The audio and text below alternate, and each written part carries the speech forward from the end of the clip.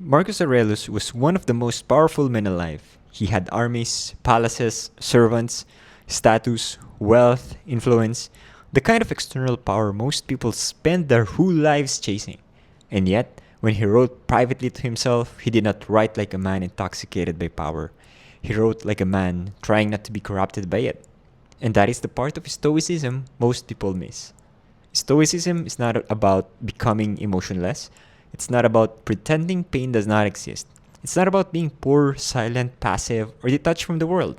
Stoicism is the art of becoming so internally strong that money becomes a tool, health becomes a discipline, and freedom becomes something no one can take away from you. And that matters today more than ever, because a lot of people look successful on the outside, but they feel trapped on the inside. They have more income, but more anxiety, more options, but less peace, more information, but worse decisions, more productivity tools, but less self control, more ambition, but no inner foundation. Stoicism gives us that foundation, not as theory, but as a practice. So, in this video, I want to show you what Stoicism actually teaches about money, health, and freedom, and how you can use it to build a stronger, calmer, more independent life. So, let's start with the biggest misunderstanding. Most people think Stoicism means not feeling anything. Something bad happens and they just say, just be stoic. But that is not Stoicism. That is emotional constipation. Real Stoicism is not about suppressing emotions. It is about training your judgment before your emotions control your life. The Stoics believe that the quality of your life depends less on what happens to you and more on how you interpret, respond to, and act on what happens. That does not mean life is easy. It means your response is your responsibility. At the center of Stoicism are four virtues. First, wisdom, courage, discipline, justice. Wisdom means seeing clearly. Courage means doing what is right even when it is uncomfortable. Discipline means choosing your long-term good over your short-term impulse. Justice means not making your life only about yourself. That is Stoicism in simple terms. It is not a personality type. It's not an aesthetic. It is a decision-making operating system, and the first area where this operating system changes everything is money. The Stoics were not anti-money. This is important. A lot of people think spiritual wisdom means rejecting wealth, but many Stoics understood that money can be useful. Money can buy safety, it can buy time, it can give you options, it can help your family. Money can fund your work. Money can support causes you care about. The problem is not the money. The problem is when money becomes your identity. The Stoics called money a preferred indifferent. That sounds strange, but it is powerful. It means money is preferred. It is better to have it than not to have it, but it's still indifferent to your character. Having more money does not automatically make you wise. Losing money does not automatically make you worthless. Money is useful, but it's not sacred. And once you understand that, you can pursue wealth without becoming possessed by it. And that is the edge of Stoicism. The Stoic does not hate money. The Stoic hates being controlled by money. Think about the modern professionals who earn more every year but feels more trapped.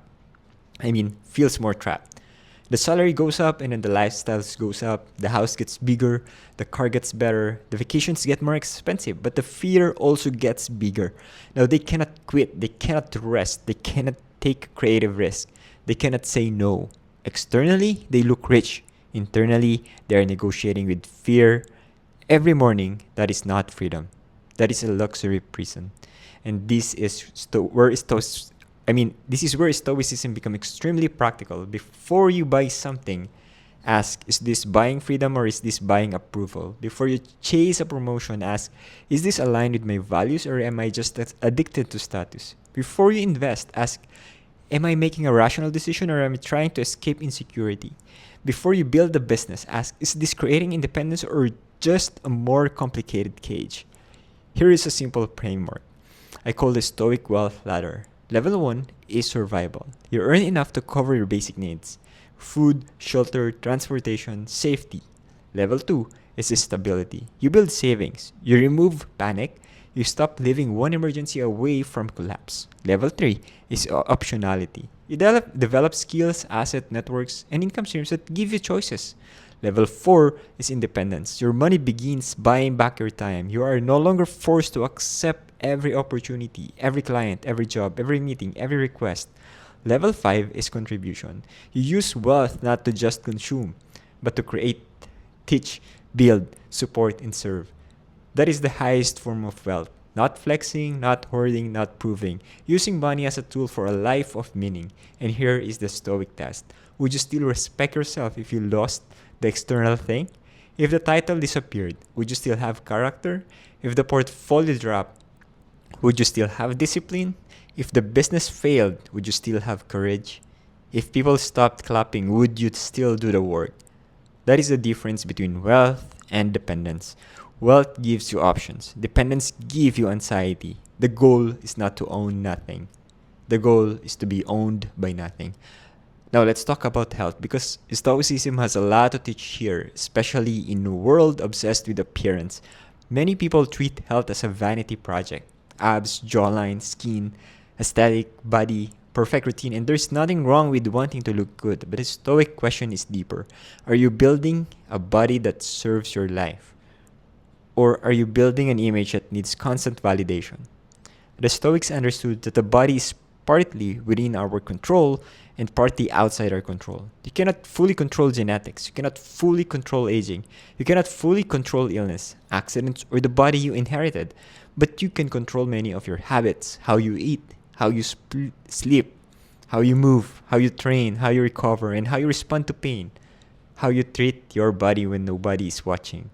That is where character appears, not in the gym selfie, in the quiet decision, going for a walk when you want to scroll, choosing sleep when your ego wants one more episode, eating food that gives you energy instead of food that keeps you numb, training when motivation is gone, stopping before excess becomes regret. Health, in the Stoic sense, is self-respect in physical form. Not obsession, not perfection, self-respect.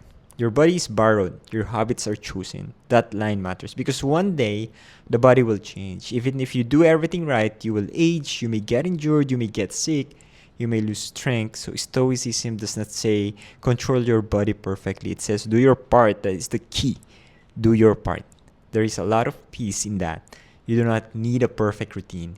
You need a repeatable one. You do not need extreme discipline for 3 weeks. You need moderate discipline for many years. You do not need to punish your body. You need to partner with it. Here is a simple Stoic health triangle.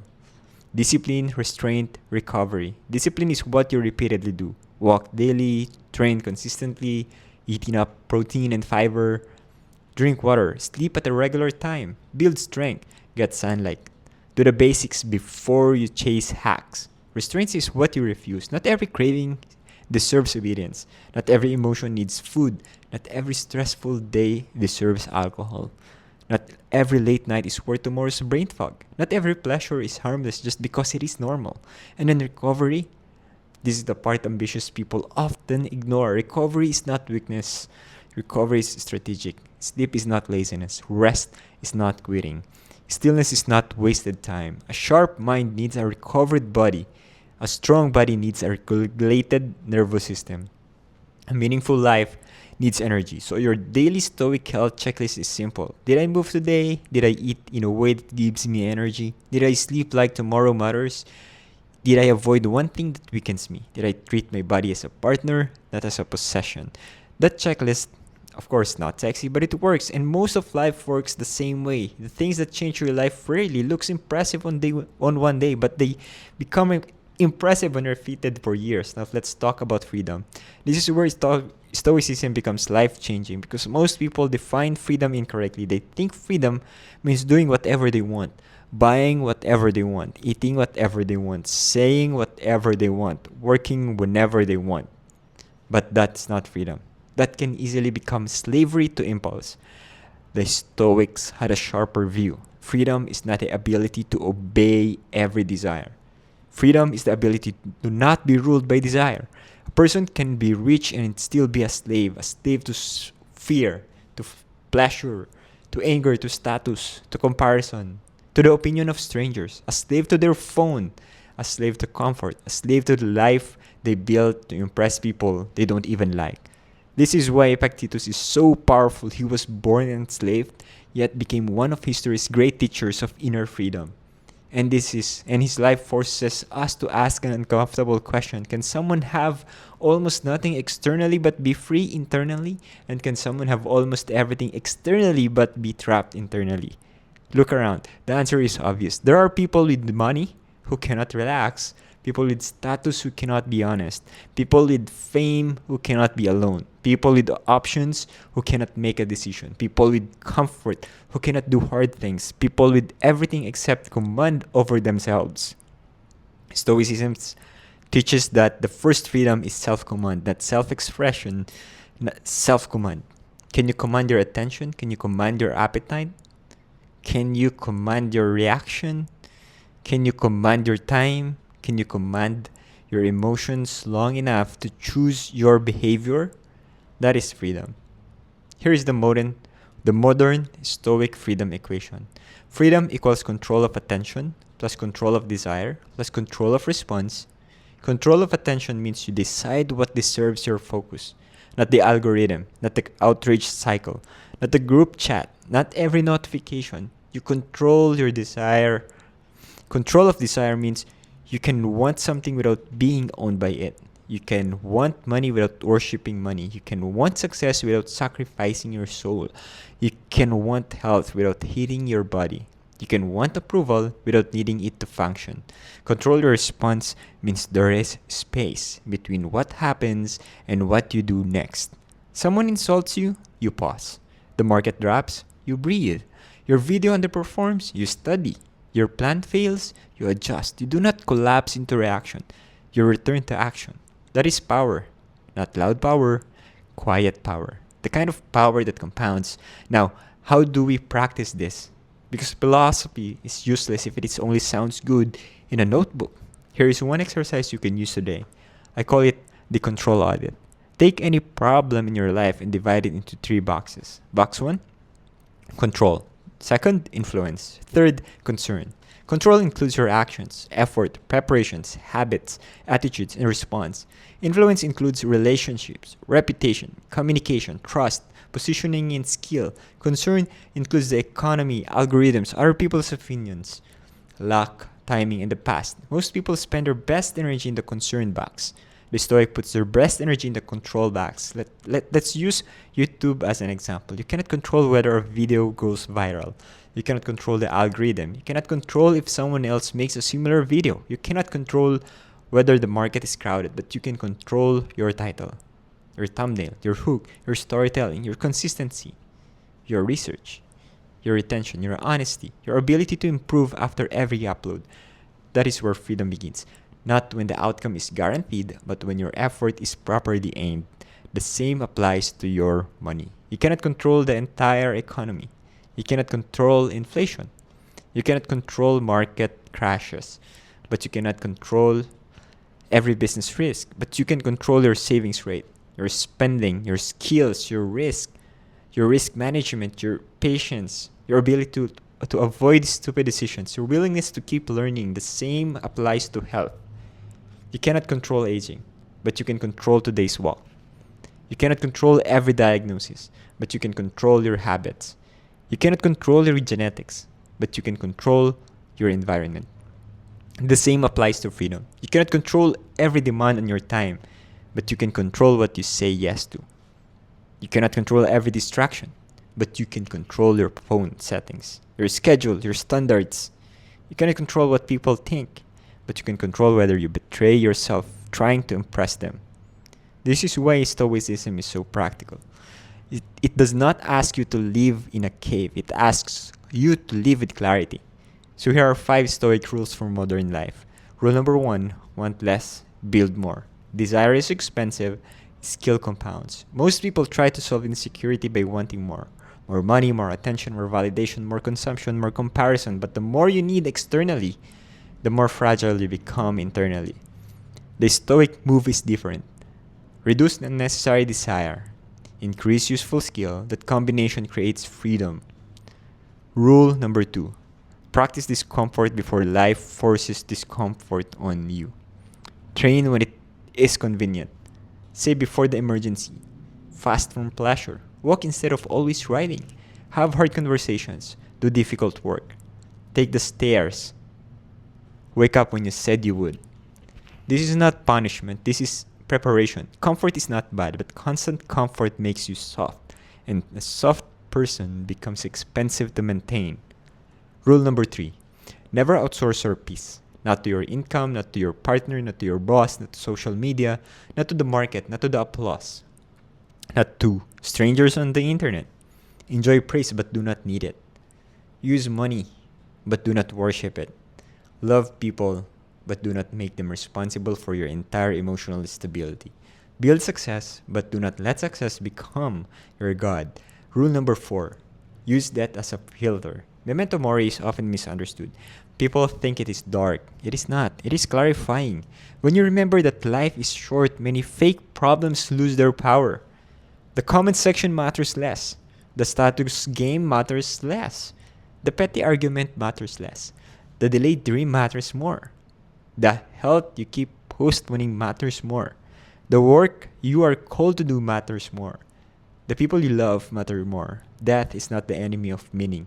It is the deadline that makes meaning urgent. Rule number 5. Choose the harder right over the easier wrong. That is discipline, not dramatic, not glamorous, just the quiet moment where life is split into two. Do I spend or invest? Do I scroll or sleep? Do I complain or practice? Do I react or respond? Do I chase approval or keep my standards? Do I quit because it is hard or continue because it matters? Your future is built in those tiny private decisions. The ones nobody applauds, the ones nobody sees, the ones that do not go viral, but they compound and eventually your life becomes the receipt of your repeated choices. So what does Stoicism actually teach about money, health, and freedom? It teaches that money is a tool, not a master. Health is a responsibility, not a vanity project. Freedom is self-command, not the absence of limits. It teaches you to build wealth without worshipping wealth, to build health without hating your body, to build freedom without running away from responsibility. And maybe most importantly, it teaches you that the good life is not something you wait for after you become rich, fit, famous, or successful. The good life begins when you stop surrendering your mind to things outside your control, because the world can take many things from you. Money can be lost. Status can disappear. Health can change. Plans can fail. People can misunderstand you. But if you train your mind, your judgment, your discipline, and your character, you carry your freedom with you. That is the real lesson. The goal is not to need less because you failed. The goal is to need less because you became strong. And that is what Stoicism actually teaches. I invite you to join my email newsletter. Every Saturday, I'll share something that I have created or something that I've learned when it comes to self-mastery or self-improvement, whether it's about wealth, health, and freedom. I also enjoy topics about intelligence, AI, and finance. So I'll be also sharing that. So joining that free email newsletter, just visit kevinumali.com/free. Don't forget to subscribe to this channel. Hit this like button. And then see you in the next one.